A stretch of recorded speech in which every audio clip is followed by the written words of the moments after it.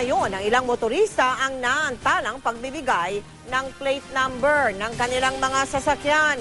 Ayon sa LTO, natatagalan sila dahil kailangan pa nilang isauli sa mga manufacturer ang mga depektibong plaka ng sasakyan.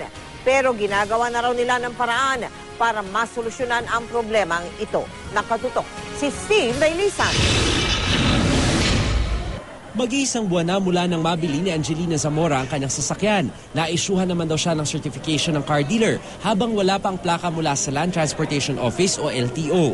Pero ang kotse, limitado raw ang biyahe dahil wala pang plaka. Hindi kami pwedeng mamiyahe sa Pasay, Makati, hanggang dito lang daw. Kung may plaka yun, madali kayo makakabiyahe. Kahit saan pwede.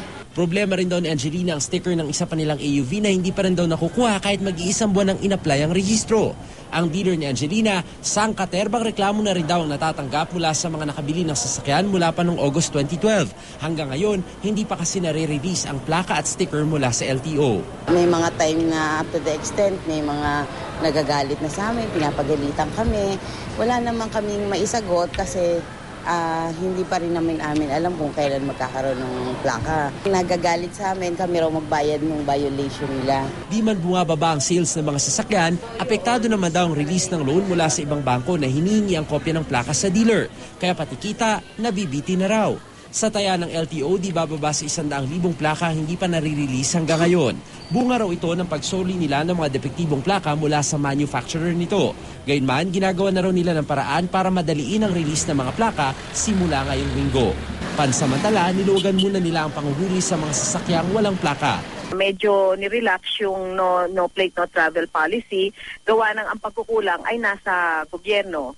Yung hindi pagkakabigay sa tamang panahon nung produkto o plaka at sticker na nabayaran na ng publiko. Pati MMDA kinausap na rin ng LTO kaugnay naman sa number coding. Habang walang plaka ang sasakyan, nakabase muna sa huling numero ng conduction sticker nyo kung kailan hindi pwedeng bumiyahe base sa number coding scheme. Pinag-iingat na lang daw ng LTO ang mga may-ari ng plaka na naiinip na at baka magpagawa pa sa iba. Under RA 4126, LTO lamang, hindi rekto ang dapat na pagmula ng mga plaka. Steve Dailisa, Nakatutok, 24 Oras.